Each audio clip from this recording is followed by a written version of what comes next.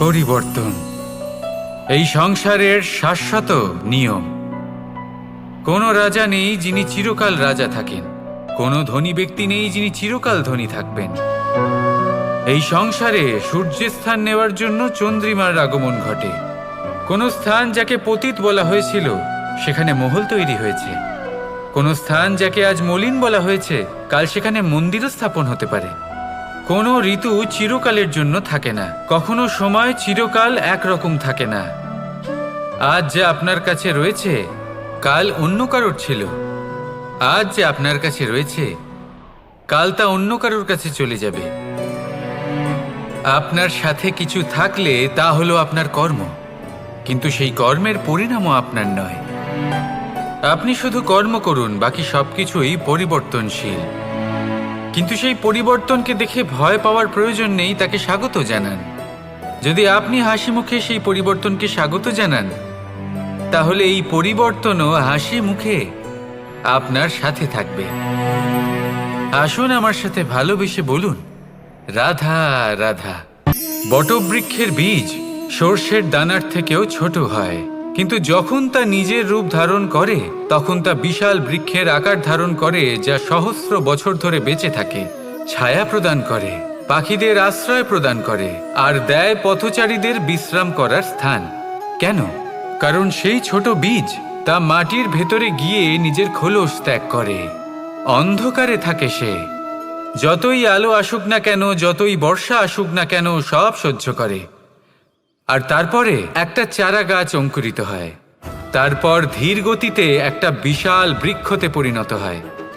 দেখুন, জীবনে কঠিন সময় আসে, এই জন্য নয় যে আপনি হার মেনে নেবেন, এই জন্য আসে যাতে আপনি ভবিষ্যৎ নির্মাণের জন্য নিজেকে তৈরি করতে পারেন।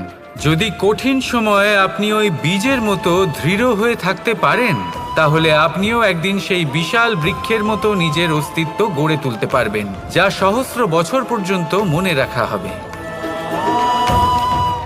আসুন আমার সাথে ভালোবেসে বলুন, রাধা রাধা। সঞ্চয়। মানুষের যখন থেকে বোধবুদ্ধি হয় সঞ্চয় করতে আরম্ভ করে দেন। সঞ্চয় করতে থাকেন ভোজনের, সঞ্চয় অর্থের, সঞ্চয় শক্তির। নিজের জন্য করেন, নিজের পরিবারের জন্য করেন, নিজের স্ত্রীর জন্য করেন, সন্তানের জন্য করেন, সন্তানের সন্তানের জন্য সঞ্চয় করেন। সঞ্চয় করার জন্য ওনার কাছে অনেক কারণ রয়েছে, কারণ উনি এটা ভাবেন যে এই সঞ্চিত শক্তির জন্য কেউ ওনার কোনো ক্ষতি করতে পারবে না। মানুষ ভুলে যান একটা গুরুত্বপূর্ণ কথা, এই সত্য, উনি এই সংসারে খালি হাতেই এসেছিলেন, আর এখান থেকে ওনাকে খালি হাতেই যেতে হবে। যা এখানকার তা এখানেই থেকে যাবে। আর যদি কিছু ওনার সাথে যায় তা হলো ওনার কর্ম, আর কিচ্ছু নয়। তাই যদি কিছু অর্জন করতে চান তাহলে শুভ কর্ম অর্জন করুন, আত্মশক্তি অর্জন করুন, কারণ পরলোকে এটাই হবে আপনার সম্পত্তি। তাহলে কি এটা আপনি অর্জন করতে চান না? আসুন আর আমার সাথে ভালোবেসে বলুন, রাধা রাধা। সদিচ্ছা। দেখতে গেলে 3 অক্ষরে তৈরি এই শব্দ, কিন্তু সমস্ত ত্রিলোক তার উপরেই আধারিত। আপনি এই সংসারে এসেছেন, তখন অবশ্যই শ্বাস নেবেন, কিন্তু তার বদলে আপনাকে কিছু তো দিতেই হবে। আপনার উপর নির্ভর করছে আপনি কি দেবেন। কি দেবেন এই সংসারকে, এই সমাজকে, নিজের পরিবারকে, আর তার বদলে কি নেবেন? যশ নাকি অপযশ? দেখুন, এক ছিল রাবণ, যে কিনা সমুদ্র পার করলো সীতাকে অপহরণ করার জন্য, আর এক ছিলেন রামচন্দ্র, যিনি সমুদ্র পার করেছিলেন, সেতু বানিয়ে গিয়েছিলেন সীতাকে ফিরিয়ে নিয়ে আসার জন্য। দুজনেই সমুদ্র পার করেছিলেন, শুধু পার্থক্য ছিল সদিচ্ছাকে বোঝার, লক্ষ্যের। অনেক মানুষের যাত্রা একরকম হতেই পারে, কিন্তু আনন্দ তখনই লাভ করবেন যখন লক্ষ্য শুভ হবে, মহান হবে। এই লক্ষ্য দিয়ে এই সংসারের কল্যাণ হবে এবং মানুষের সম্মান হবে।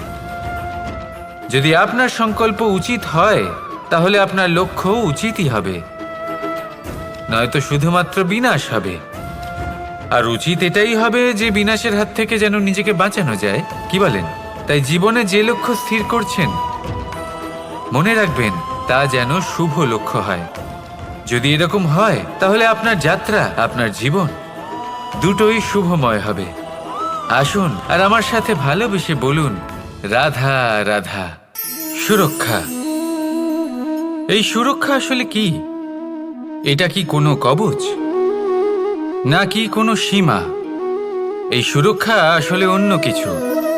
আমাদের মাতা পিতা, আমাদের প্রিয়জন, আমাদের বন্ধু, এই সমাজ, আমাদের শুভাকাঙ্ক্ষী, আমাদের আত্মীয়, এনারা সবাই আমাদের জীবনে কোনো না কোনোভাবে সুরক্ষা দিয়ে থাকেন, একটা কবচ দিয়ে থাকেন কোনো না কোনো রূপে। কিন্তু দেখতে গেলে আমাদের পরাক্রমের পথে, আমাদের বীরত্বের পথে, আমাদের সাহসের পথে এই সুরক্ষাই সবথেকে বড় বাধা হয়ে দাঁড়ায়। একবার ভেবে দেখুন, যদি আপনি কোনো সুরক্ষাই না পান, বা যদি আপনি এই সুরক্ষা ভেঙে বাইরে আসতে পারেন, তাহলে আপনার বীরত্ব চরম সীমায় পৌঁছে যায়। কেন? কারণ তখন আপনি জানেন যে এই সংসারের সম্মুখীন আমাদের নিজেদেরই হতে হবে। আপনি বুঝে যান যে শত্রুর সম্মুখীন এবার নিজের বলের দ্বারা, নিজের পরাক্রমের দ্বারা, নিজের সাহসের দ্বারা করতে হবে। আর তখন আমাদের মনের মধ্যে এই শক্তি জাগ্রত হয়।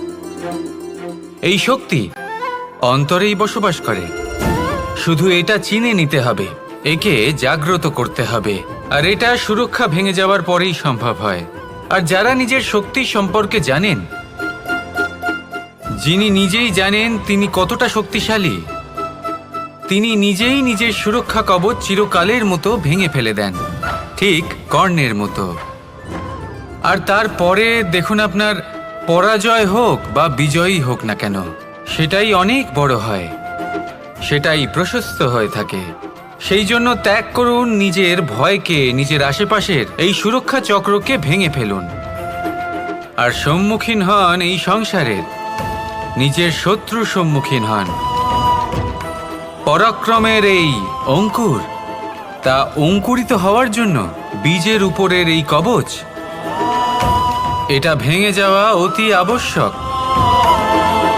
আসুন আমার সাথে ভালোবেসে বলুন, রাধা রাধা। কর্ম এবং ফল। দেখতে গেলে এই সমস্ত ব্রহ্মাণ্ড এই দুইয়ের মাঝেই স্থির হয়ে আছে।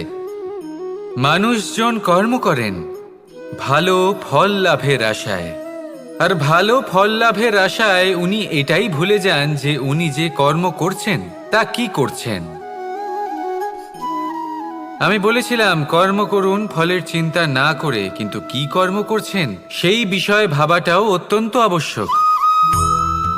নয়তো অনেক সময় আমরা এমন কর্ম করে ফেলি যা না চাইতেও বিষে পরিণত হয়, যা হয়েছে দুঃশাসনের সাথে, দুর্যোধনের সাথে, গুরু দ্রোণের সাথে। একজনের মানসিকতা উচিত ছিল না, একজনের বিবেক উচিত ছিল না, আরেকজন যে পক্ষ নির্বাচন করেছিলেন সেই পক্ষ উচিত ছিল না। আর যা কিছু ওনাদের সাথে হলো, আপনার, আমার, আমাদের সকলের সাথে তা হতে পারে। আমি বলেছিলাম কর্ম করুন, ফলের চিন্তা করবেন না, কিন্তু এই কর্মের বিষয়ে বিচার করে দেখাটাও ততটাই আবশ্যক। দেখুন, কর্ম করার উচিত প্রক্রিয়া ফলের চিন্তা না করা, কিন্তু যদি আপনার কর্ম শুভ হয় তাহলে তার ফলও নিয়তি আপনাকেই দেবে।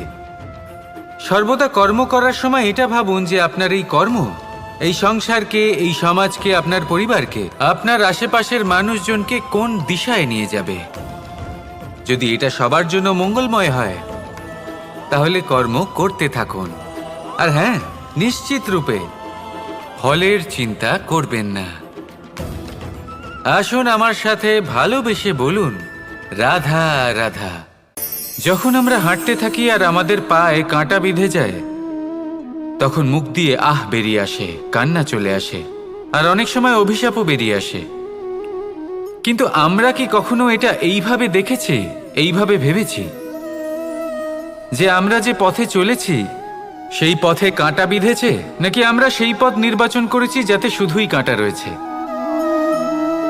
নাকি আমরা এভাবে ভেবে দেখেছি যে এই কাঁটা আমাদের কষ্ট দিতে এসেছে, নাকি এটা আমরাই বিছিয়ে রেখেছিলাম? সাবধান থাকা উচিত ছিল, কারণ কাঁটা বিঁধলে যন্ত্রণা হবে, চিৎকার করে ফেলতে পারি, মুখ থেকে অভিশাপও বেরিয়ে আসতে পারে। কিন্তু এই অভিশাপ শুধুমাত্র আমাদের তরফ থেকে অভিশাপ হয়, সামনের ব্যক্তিটির ওপরও নির্ভর করে।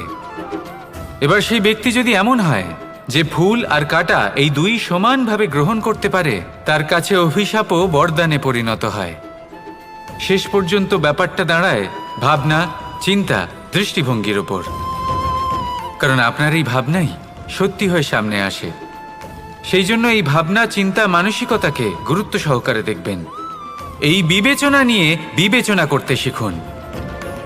আমার কথার অর্থ হলো যে জীবনে যখন এরকম কিছু একটা ঘটবে, তখন ভেবে দেখুন যে এরকম কেন হলো। আপনি কি এমন কোনো কর্ম করেছিলেন যার কর্মফল এটা? এমন কোনো কাজ যা অনুচিত ছিল, অসত্য ছিল, যা অভদ্রতার কারণ ছিল? ভেবে দেখা প্রয়োজন। দেখুন, ইচ্ছে হলো আপনার যে আপনি কি করতে চান। ভাবনা আপনার, সত্য আপনার, জীবন আপনার, সিদ্ধান্ত আপনার। আসুন আর আমার সাথে ভালোবেসে বলুন, রাধা রাধা। সময়, এই সময় আসলে কি? এই সময় একটা সরল রেখা তো কখনোই নয়। সময় হলো একটা চক্র। যেখানে এর আদি, সেখানেই হলো এর অন্ত, আর যেখানে তা শেষ হয়, সেখান থেকেই তার শুরু হয়। এই সময় একটা অত্যন্ত বিচিত্র চিন্তা, বিচিত্র ভাবনা। এ একটা বিচিত্র বস্তু যা কেউ বুঝতে পারেন না। এই সময়ের লীলা, এর কোনো প্রমাণ নেই, কোনো জ্ঞান নেই, কোনো পরিমাপ নেই। শুধু এটুকু আমরা জানতে পারি, যেখানে শেষ হবে সেখান থেকে একটা নতুন সূচনাও হবে। যা আজ আপনার কাছে আছে, কাল অন্য কারোর কাছে যাবে, তারপরে তার কাছ থেকেও অন্য কারোর কাছে যাবে, তারপরে তার থেকেও ছিনিয়ে নেওয়া হবে। এই নিয়তির একজনের কাছ থেকে অন্যজনের কাছে আদান প্রদানের এই সময় হলো আপনার সময়। এই সময়ের সদ্ব্যবহার করুন, এই সময়কে বাঁচুন। আপনাকে শুধু এটাই সুনিশ্চিত করতে হবে যে আপনি কোন পক্ষে আছেন। আর সত্যি বলতে কি, আপনার জীবনের পরিণাম নির্ভর করে আপনার নির্বাচনের ওপর। আপনি কোন পক্ষ নির্বাচন করছেন। তাহলে মনে রাখবেন, জীবনে সেই পক্ষই নির্বাচন করবেন যা চয়ন করার পরে আপনি সুখ অনুভব করবেন, আপনি সন্তোষ লাভ করবেন, প্রসন্নতা লাভ করবেন। আর আমি এটাই সুনিশ্চিত করব যে এই পক্ষ যেন শান্তির পক্ষ হয়, এই পক্ষই যেন প্রেমের পক্ষ হয়।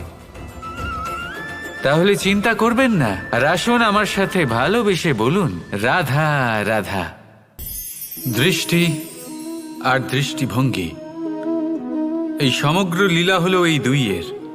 বিচিত্র হতে পারে, কিন্তু এটাই সত্যি। এবার আপনাকে একটা উদাহরণ দিয়ে বোঝাই।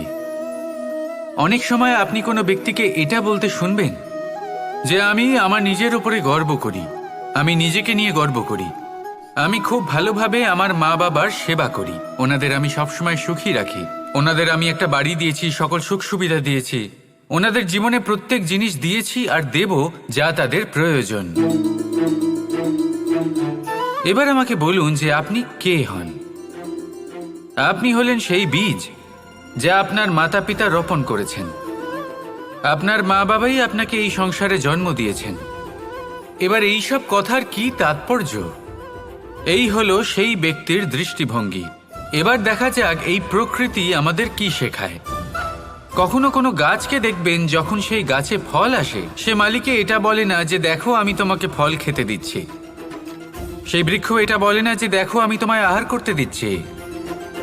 কারণ ও জানে যে এটা হলো সেই মালির পরিশ্রম, এটা হলো তারই কর্মের ফল, আর এটা তারই পাওয়া উচিত। সে বলে যে তোমার জিনিস তোমাকেই অর্পণ করলাম, এ আমার জিনিস নয়। ও জানে সেই মালির গুরুত্ব আসলে কি। এটা হলো তার দৃষ্টিভঙ্গি। সেই জন্য আপনি জীবনে কোন ব্যক্তির মধ্যে, কোন পশু পাখির মধ্যে, কোন প্রাণীর মধ্যে, কোন পরিস্থিতিতে, কোন আবেগের মুহূর্তে কি দেখতে পাচ্ছেন, সেটা আপনার দৃষ্টিভঙ্গির উপরে নির্ভর করছে। তাই নিজের মনে ধন্যাত্মক ভাব জাগ্রত করুন, শুভ চিন্তা নিয়ে আসুন। এই ভাবনাই সত্য হয়ে সামনে আসবে। এই দৃষ্টিভঙ্গি এমন হয়ে যাবে যে আপনার জীবনে সবকিছুই শুভ হবে। তাহলে আসুন আর আমার সাথে ভালোবেসে বলুন, রাধা রাধা।